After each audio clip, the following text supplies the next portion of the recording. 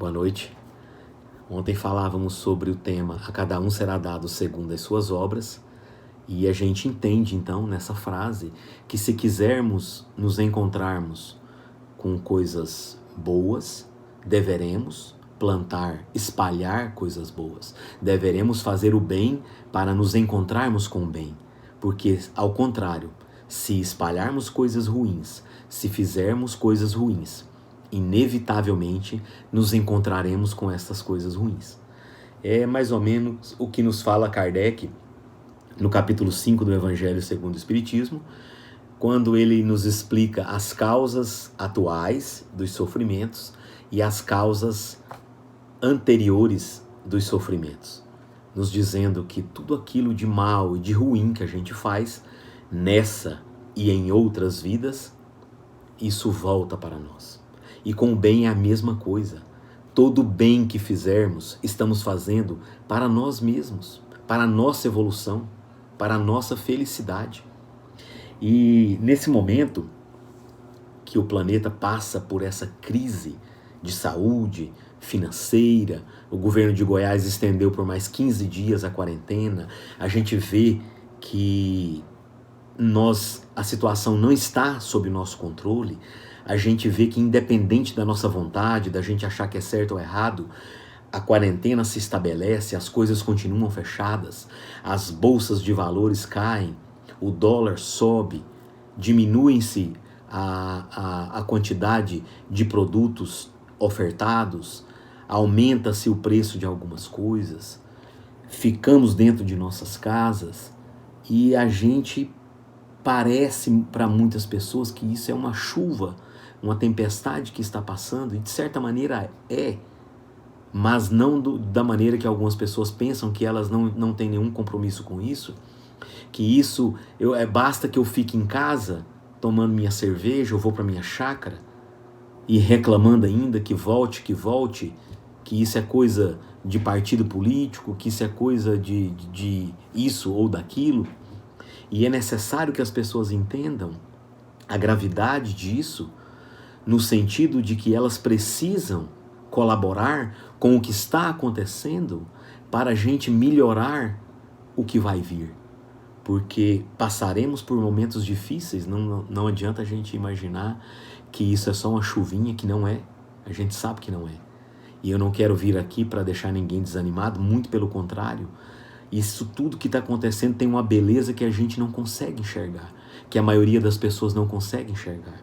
Eu estava vendo alguns vídeos hoje de artistas famosos cantando nas sacadas de seus apartamentos, pessoas tocando violino, pessoas tocando violão, pessoas recitando poemas, pessoas cantando nas suas varandas.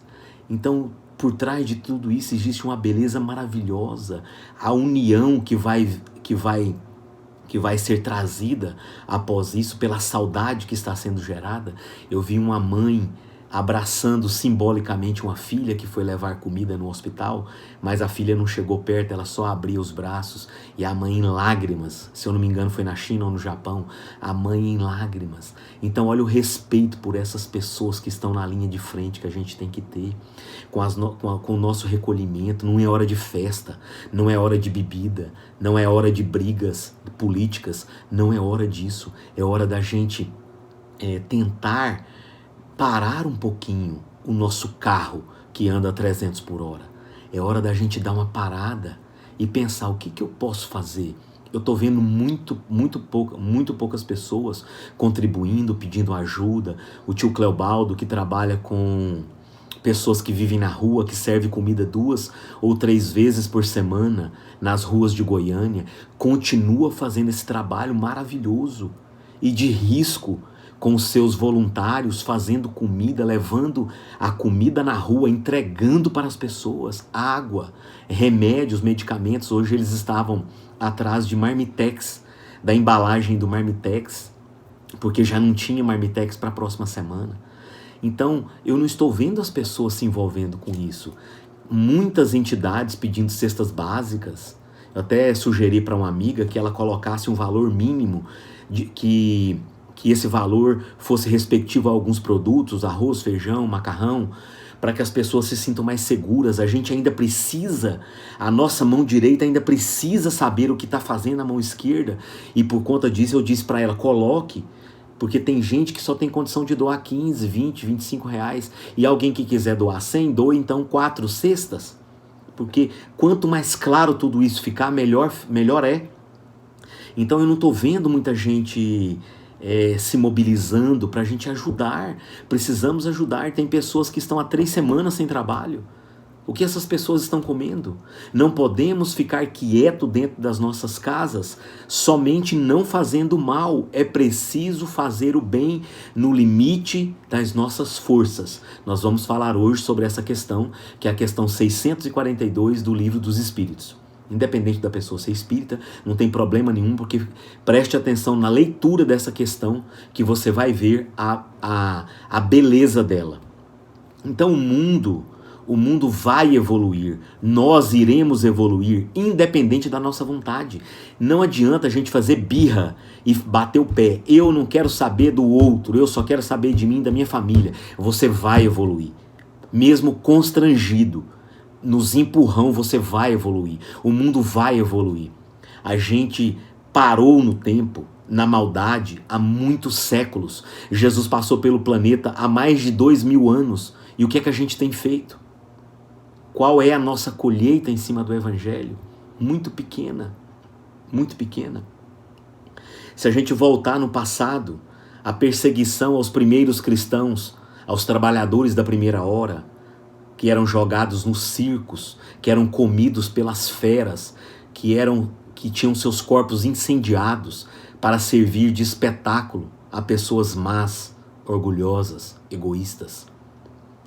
Depois disso vieram cruzadas, fogueiras, Revolução Francesa, a Noite de São Bartolomeu, escravidão no Brasil e em outros países, guerras, Primeira Guerra Mundial, Segunda Guerra Mundial, nazismo. Quanto mal a gente vem fazendo uns para os outros, há quanto tempo? Então era de imperativo que o planeta se manifestasse, que a gente tivesse essa parada que estamos tendo. E ela é linda, a gente vai ver tanta coisa bonita daqui 1 ano, daqui 2 anos, quando a gente olhar para trás, a gente vai ver tanta coisa linda que aconteceu, muita coisa bonita. Então o planeta puxa o freio de mão e diz, não, eu não quero mais que as coisas continuem assim. E a gente ainda teimando, a gente ainda relutando, brigando, achando que isso vai passar, que tudo vai voltar ao normal. Não vai voltar ao normal. Porque o normal, conforme a minha amiga Márcia postou esses dias, é tudo que estava errado. O normal era tudo que não podia continuar. Então as nossas atitudes devem ser repensadas, as nossas ações devem ser repensadas. Não só das pessoas que não conhecem Jesus, mas principalmente daqueles que conhecem Jesus e que eram simplesmente da boca para fora. O nosso coração, de maneira geral, de todos nós, deve começar a ser mais produtivo, deve começar a produzir mais. O reino de Deus vai se instituir na terra, independente da nossa vontade. Você pode fazer birra, bater a cabeça na parede, chutar, se revoltar. O reino de Deus independe de nós. Ele vai se instalar na terra, independente da nossa vontade. Jesus não vai perguntar para você, olha fulano, Renner, quando é que você acha que o reino de Deus deve se instalar definitivamente na terra? Jesus não vai fazer essa pergunta para nós. O reino de Deus vai se instalar. As coisas divinas acontecerão nesse planeta, independente da nossa vontade. E agora com a chegada dessa pandemia, com a chegada desse vírus, que nos coloca dentro da nossa casa, e a gente vê cantores nas sacadas, poetas nas sacadas, pessoas conversando com seus vizinhos, pessoas começando a se ajudarem, e a gente então começa a entender um pouquinho disso. Eu vou ler uma passagem do Evangelho de João, capítulo 11, a ressurreição de Lázaro, que é praticamente o que vai acontecer com a gente. Nós vamos ressuscitar na própria encarnação, na própria vida. Seremos todos Lázaros no futuro. E aqui tem uma passagem, depois que eles mandam chamar Jesus, né? Senhor, eis que está enfermo aquele que tu amas. Lázaro era um amigo muito querido de Jesus, o irmão de Marta e Maria.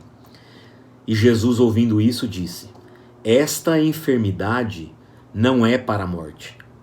Jesus sabia que Lázaro não estava morto, mas para a glória de Deus, para que o Filho de Deus seja glorificado por ela.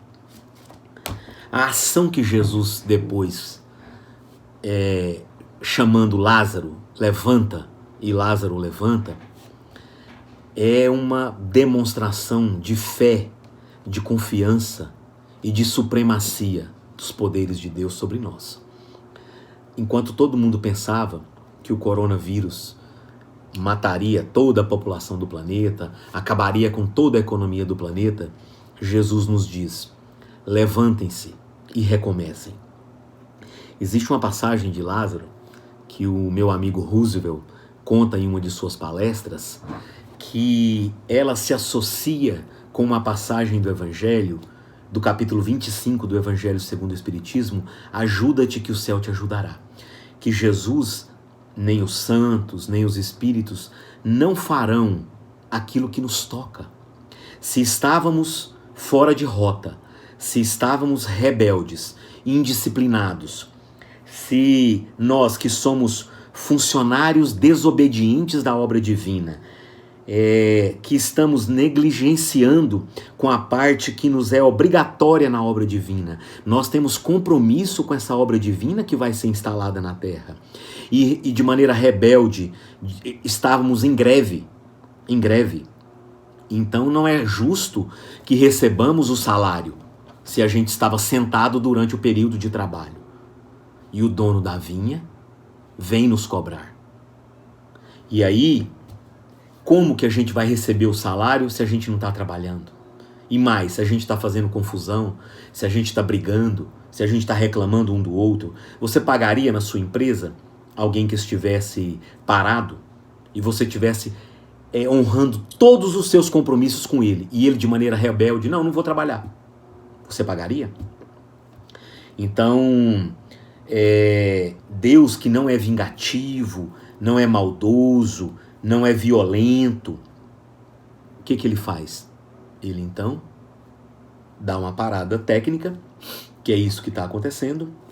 O planeta todo vai se reajustar em várias áreas, em várias situações, e nós, de maneira compulsória, em muitos casos, vamos novamente ser obrigados a retomar aquele trabalho na obra divina que faz tempo que a gente esqueceu, ou então que a gente está dando 1 minuto. Somos obrigados a trabalhar 8 horas por dia, mas eu só trabalho 1 minuto e quero receber o salário total. Jesus não vai permitir isso. Para o nosso bem, não é para o nosso mal. É para o nosso bem que ele não vai permitir isso. Então, no próprio Evangelho segundo o Espiritismo, no capítulo 25, ajuda-te que o céu te ajudará. Eu vou contar a historinha do Lázaro, para a gente exemplificar. Deixa eu ler aqui primeiro o que fala o Evangelho. Busca e acharás, trabalha e produzirás. Busca e acharás, né? Pede e vos será dado, buscar e achareis. Está lá no capítulo 7 do Evangelho de Mateus, no Sermão da Montanha.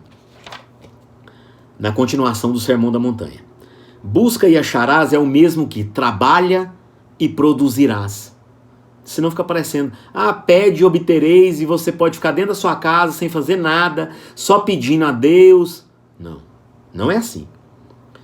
Dessa maneira, trabalha e produzirás, serás filho das tuas obras.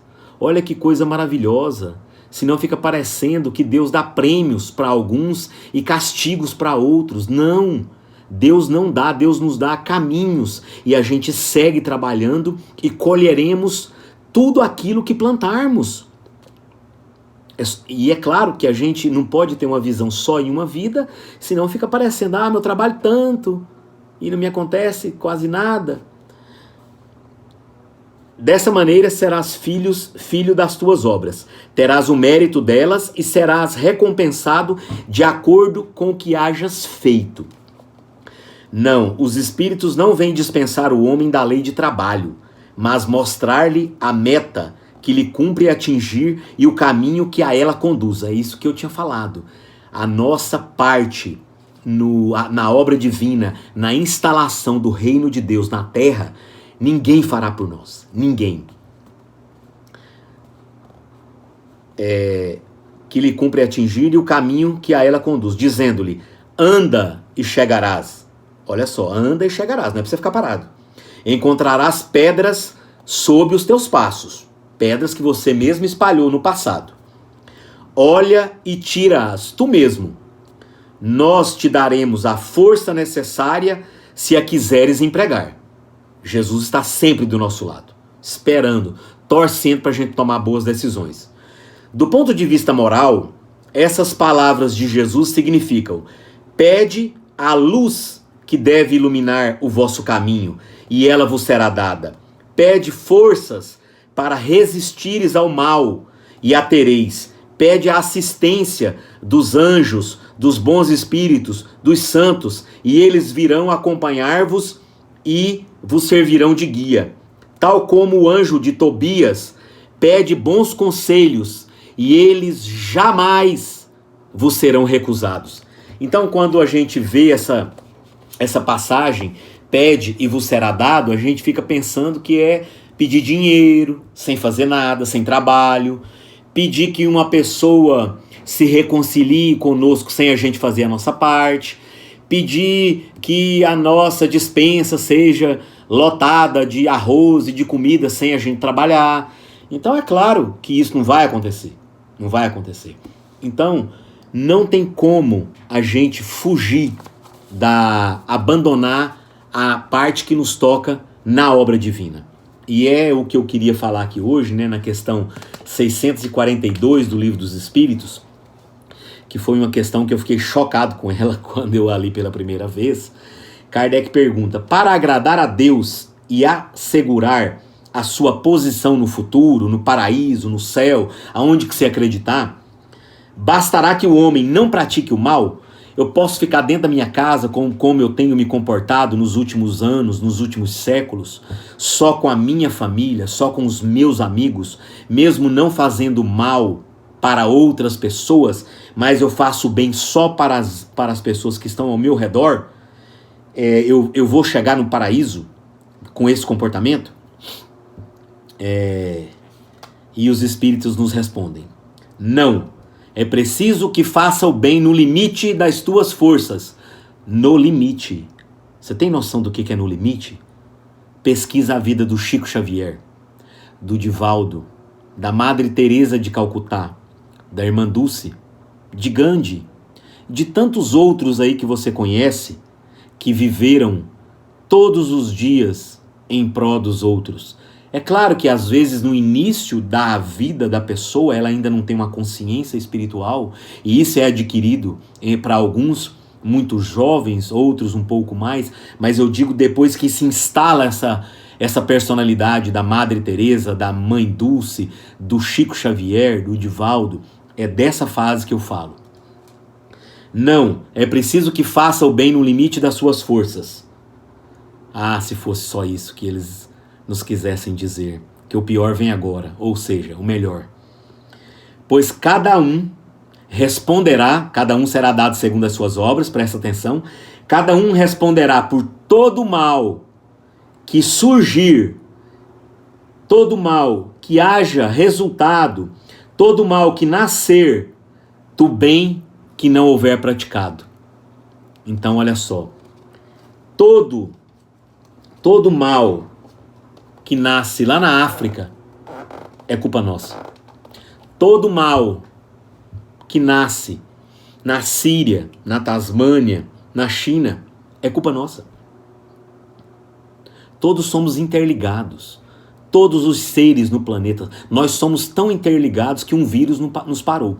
E não adianta você falar, mas é por conta dos aeroportos, dos aviões. Não, porque é uma obra divina.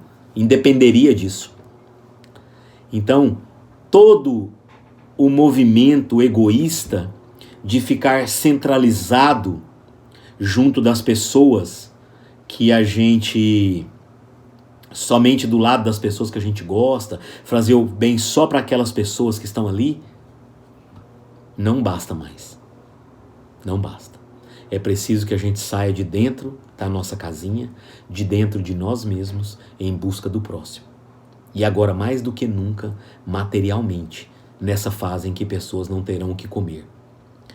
Então, quando a gente pensa que Jesus está nos convidando há mais de 2000 anos, amai o próximo como a ti mesmo, amar aos vossos inimigos, a gente começa a entender que a mensagem, o convite sempre esteve aí, sempre esteve.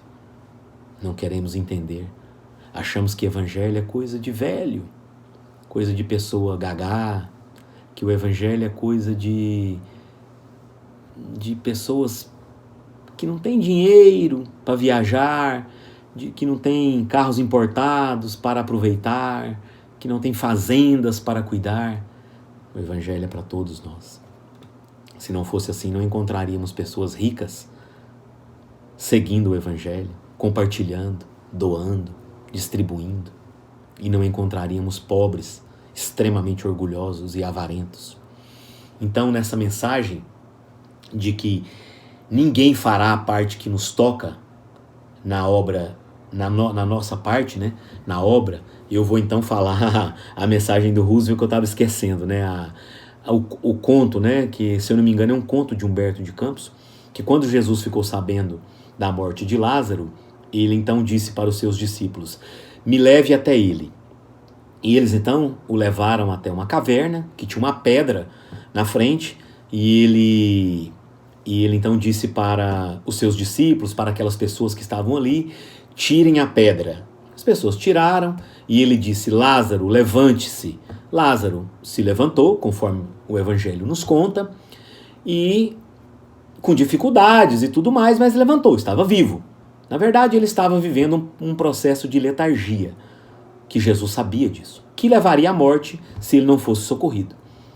Então, os discípulos ficaram com aquela pergunta na cabeça, né, encucados com aquilo, e perguntaram: Senhor Jesus, por que o Senhor pode dizer para um homem morto, vive, e ele vive? E o Senhor então não poderia dizer para a pedra, sai, e a pedra saísse? Jesus então diz para eles, né? Levantar Lázaro vocês ainda não podiam, mas carregar pedras vocês podem. Então, meus irmãos, continuemos carregando as nossas pedras, fazendo a parte que nos toca na obra divina, na melhoria do mundo, porque não existe mundo melhor sem a nossa melhoria. Não existe exterminação, não existe como exterminar a política, a corrupção na política de Brasília, sem exterminarmos a corrupção nos nossos atos e dentro da nossa casa. Então a gente nota que para o mundo ficar em paz, precisamos todos ficar em paz. Para o mundo melhorar, precisamos todos melhorar. Então sigamos todos em paz, continuando tendo fé em Deus, esperança que tudo vai melhorar, que tudo isso vai passar e que o mundo não será mais o mesmo, ele será um mundo melhor. E eu encerro então com uma mensagem de Mandela. Mandela, ex-presidente da África do Sul, Prêmio Nobel da Paz, 27 anos na cadeia. Imagina o que essa criatura, o que não passou pela cabeça dessa pessoa, os dramas, a solidão. E ele então diz, quando ele foi libertado: quando eu saí em direção ao portão que me libertaria, que me levaria à liberdade, eu sabia que se eu não deixasse para trás, dentro daquela cela, todo o meu ódio, toda a minha raiva, tudo aquilo que eu achava que era injusto, se eu não deixasse tudo isso para trás, eu ainda estaria na prisão. Então, a gente começa a entender que para nos adaptarmos nesse novo mundo, deveremos deixar muitas coisas para trás. Muitas coisas. Fique em paz.